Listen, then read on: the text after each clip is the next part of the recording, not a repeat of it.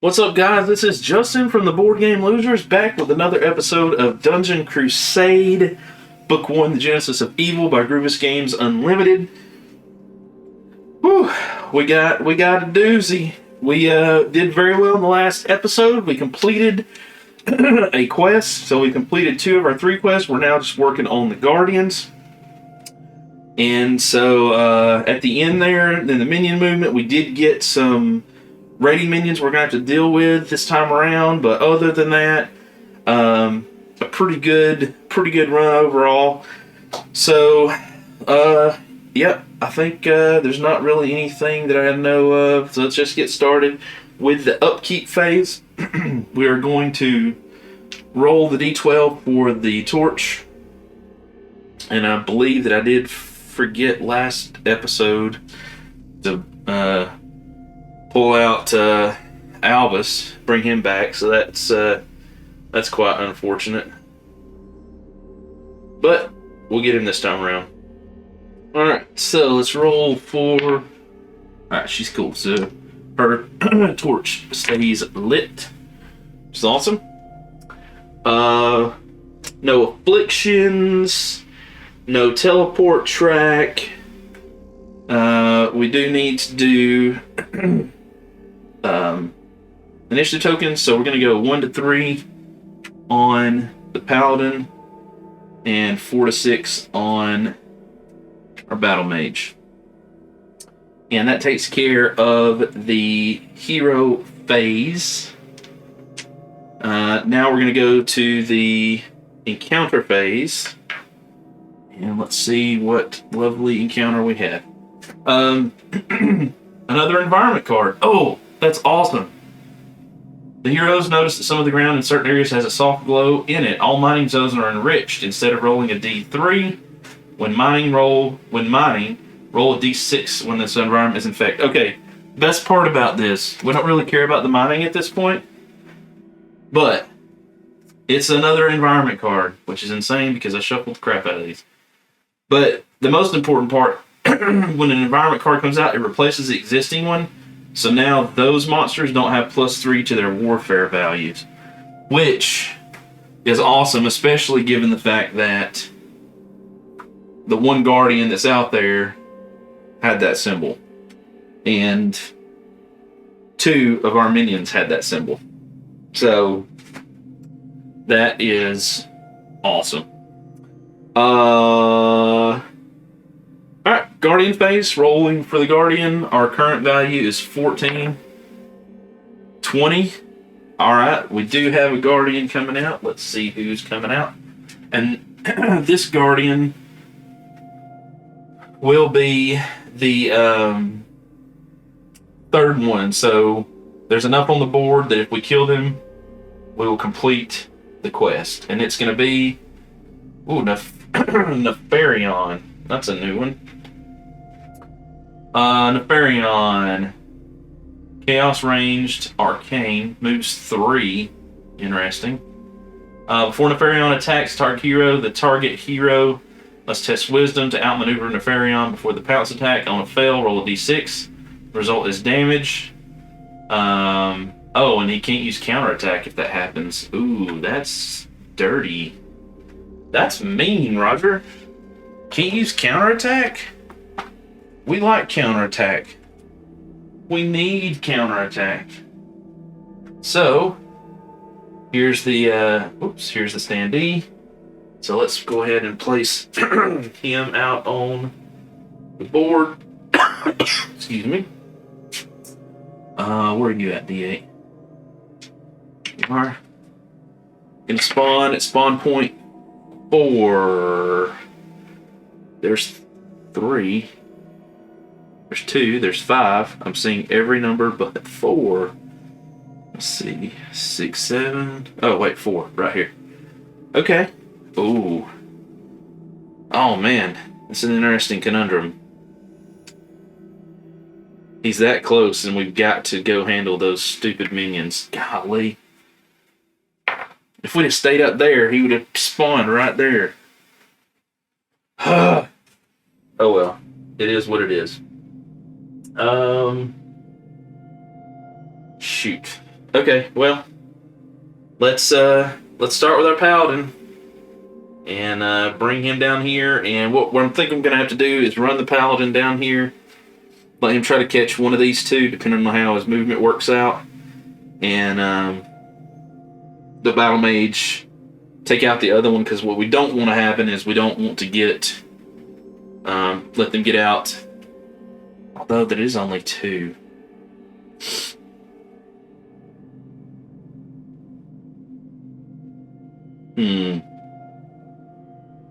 It's halfway tempting just to let them run out, to be honest. Because, I mean, all we're going to do is get 2 more on the terror track, which is unfortunate. But it doesn't end the game. And we really have 4 more that we could get. We could possibly take out Nefarion, being that close.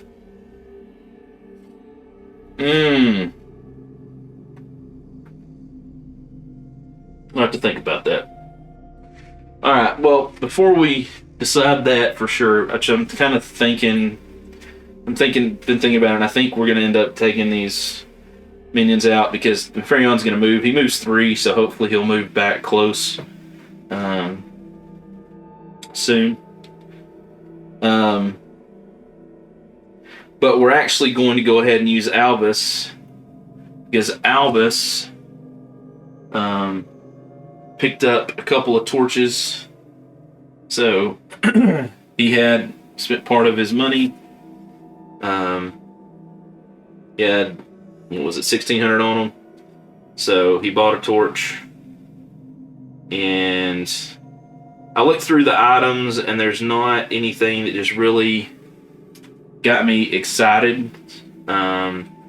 Just because anything that I would have bought, I would have had to given up something pretty good. And it would have essentially, maybe I could got some things that would make me even better in some things that I'm good at, but would have made me dismal in others. And so I'm opting to not go that route. Let me see one of those. So, first step of his 2 actions is Albus. He's going to try to get that torch all the way up there to our paladin. Actually, he's going to have spent, I guess I should say, 2 more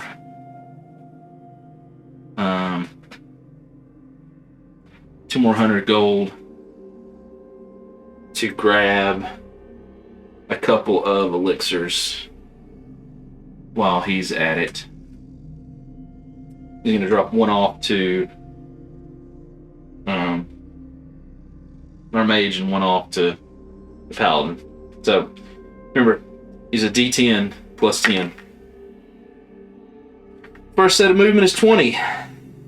He's a very quick doggy, so he's going to come in here for 1, 2, 3, 4, 5, 6, 7, 8, 9, 10, 11, 12, 13, 14, 15, 16, 17. Dropping off an elixir. 18, 19, 20. Next movement, while he's there, he's going to grab the gold that the battle mage, when he dropped that off. Next movement, 11. 1, 2, 3. He's going to give that elixir, grab the money again. So what is that going to be? It's another 500. So that's now a total of 1,700 that Albus is carrying. And I think he's just going to stop right there for now. So that takes care of him. So now let's go to our paladin. He has the first 3 activations.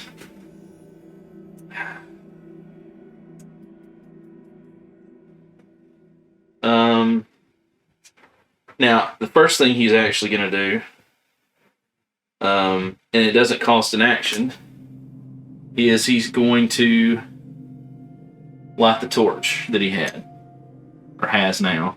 So now he gets a d6 plus 4 for movement. So let's get started with his movement. And I think we're going to move down. He's going to go for this. Probably go for the Shadow Dweller. Alright, so that's 4 plus 4. So 1, 2, 3, 4, 5, 6, 7, 8. And then his next action, it's going to do the same thing. Just 7. 1, 2, 3, 4, 5, 6, 7. But it is close enough to attack it, which is what I was hoping. So, he's going to attack that Shadow Dweller. That ends his first initiative action. Doesn't end his turn completely. Just ends that token. So let's go over here and let's watch him fight the Shadow Dweller. Alrighty, so here we are with our setup. Now remember, this is a minion, okay? So we are going to be using the final strike die. So what's going to happen, it's been a while since we've done a minion fight, is we're going to roll this. Only one of the 3 warfare types are going to be used. Oh yeah, that's the best one. Physical. So we're going to get 1 shot with a physical.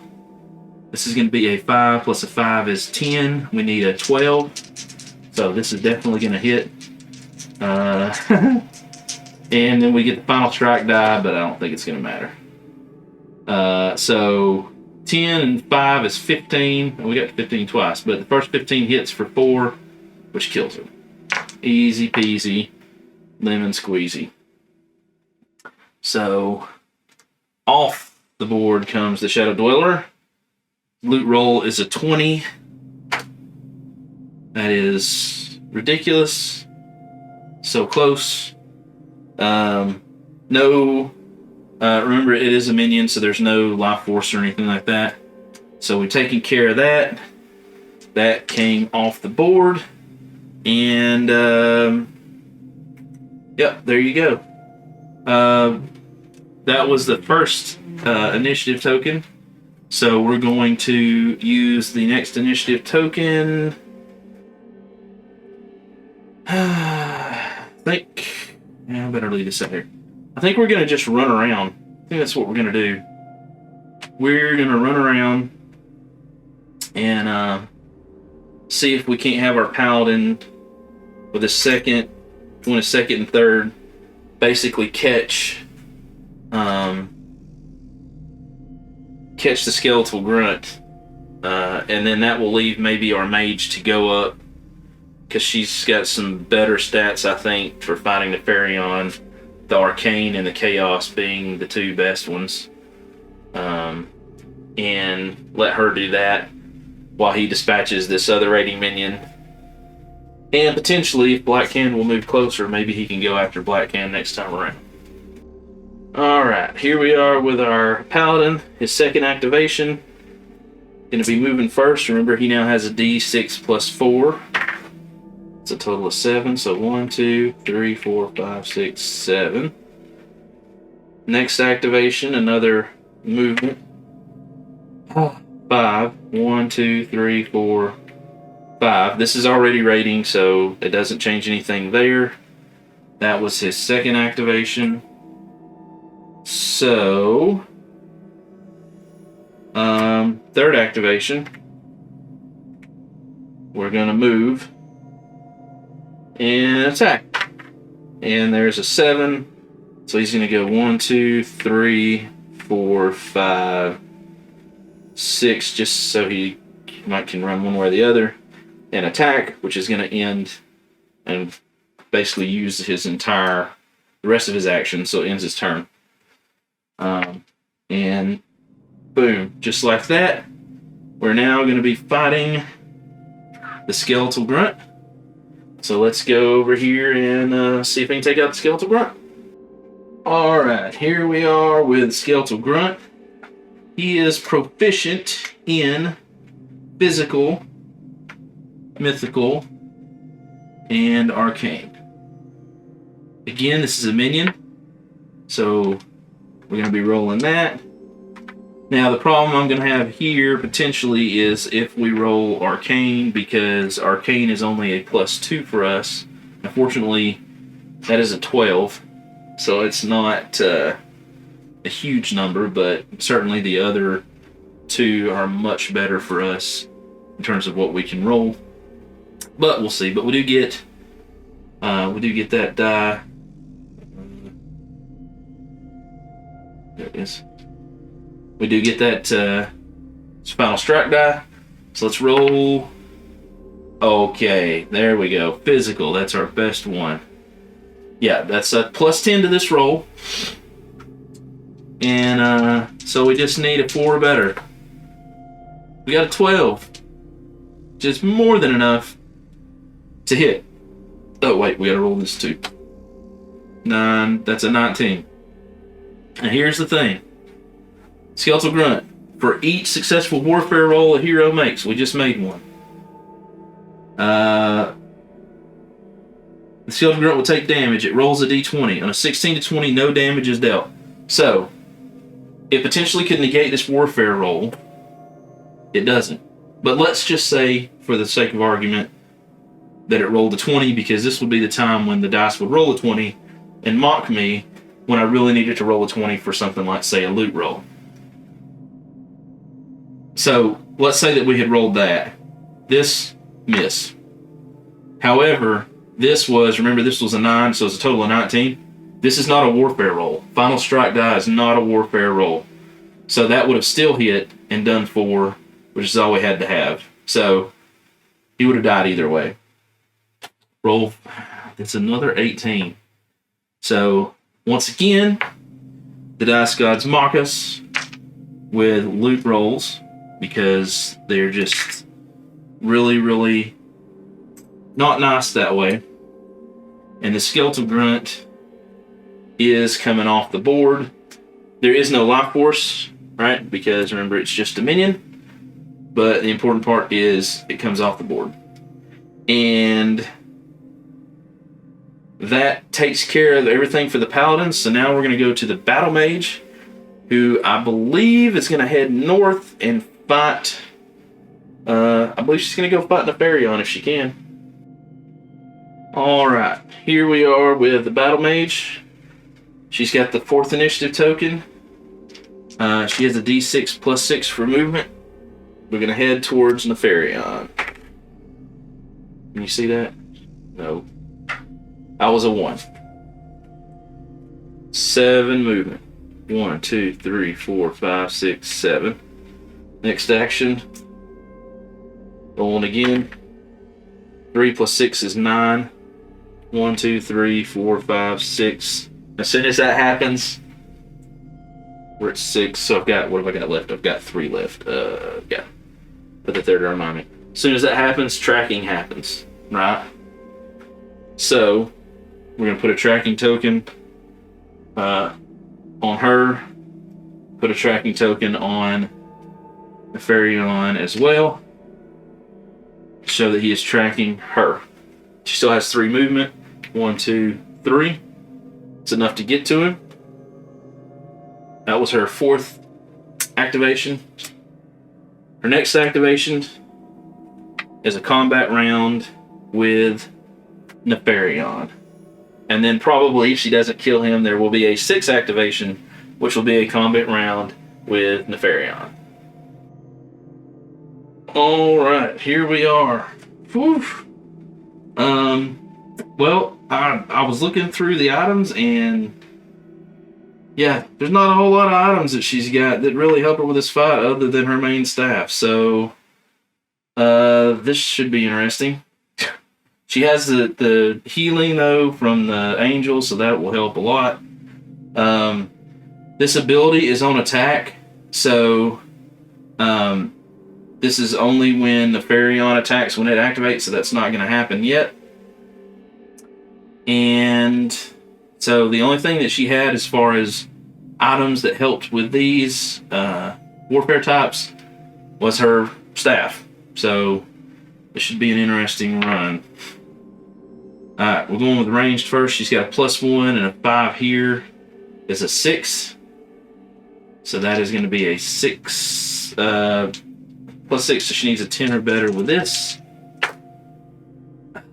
That is not going to cut it. She's going to take 2 damage. 1 from 7 to 5. She's going to go ahead and use Angel for 6 health. So she's going to use one of those charges. That's going to take her back up to 11. Alright. That's quite unfortunate. Next, either Chaos or... okay, Chaos. She's got a 6 there. She needs a 17. That's even higher. Oh my lord. Oh my gosh. 12 and 5 is... no, 12 and 6 is 18. So she just barely made it. Okay. Alright. 3 damage. Now remember, this staff has an ability. After a successful warfare roll 16 to 20 on a d20, and we get to do additional damage. And we don't get to do any additional damage. Of course not. But he did take 3 damage, so that's a thing. And then, of course, obviously, lastly, we're going to have Arcane. She has a 5, and a 5 is a 10. She needs a 14. And that's a 12. That's a 20-something. More than enough. More than enough. Again, that's 3 damage. Plus... are you kidding me? A 15? Alright. But, let's remember, that was only the 5th activation. So, we do it again. Alright. With her 6th activation. Uh-oh. I'm dropping tokens. Alright. Her 6th activation. Starting with Arcane, that's a +10. Needs a 14. There's a 12. Yeah, that's plenty. It's another 3 damage. That's 9 out of 10. And see if her staff fires off. It does. Finally. Of course, it only need... oh, it's so ironic. We only need 1 to kill him. But let's see what he gets. That's all we rolled. So that's 10.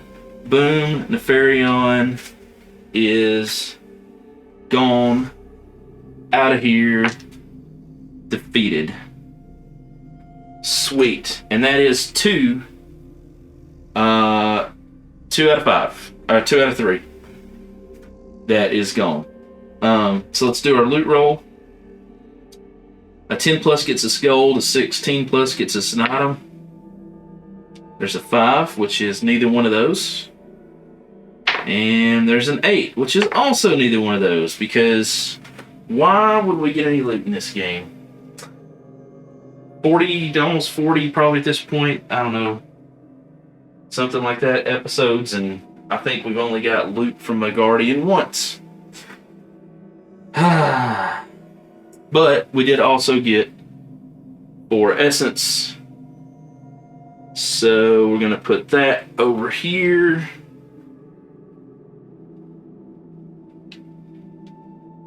Which will give us a total of 23 essence. But that was her last go. So she's completely done. And we have completed the monster round. So let's go back to the overview here. We do have 2 minions that have been dispatched. So we need to shuffle our minion deck here. And what are we going to get? We're going to get a... You saw me shuffle it. Red Wraith. Feel like we just got rid of him, did we not? And the next one is a Red Cultist of Zool. A Red Wraith and a Red Cultist of Zool, so we're going to need to put them out on the board in their respective spawn points.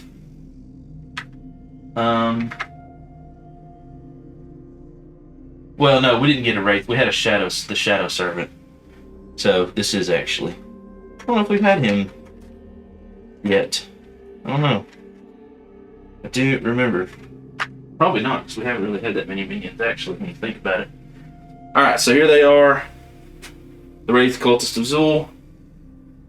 We'll start with the Wraith. Gonna spawn at 6, which is right there. Cultist of Zool. Also gonna spawn at 6. That's got somebody on it, so it's gonna go on the green side, so it's gonna spawn heading that way. It's a very busy corner. Alright. Let's work our way through this. No raiding minions, which is awesome. Oh, get out of there, Nefarion. You ain't there anymore. We wipe the floor with you. Okay. Shadow Servant Blue. Bam, right there. Whoa! Holy smokes. 6 plus 3 is 9. 1, 2, 3, 4, 5. He chose to go back blue. 6, 7, 8, 9. Red Goblin Footman up here. Going green. D6. So 4 plus 3 is 7. So 1, 2, 3, 4. Turns back 5, 6, 7. Red Shadow Servant. Right there. Going purple. Which is the same as the green. Oh my gosh.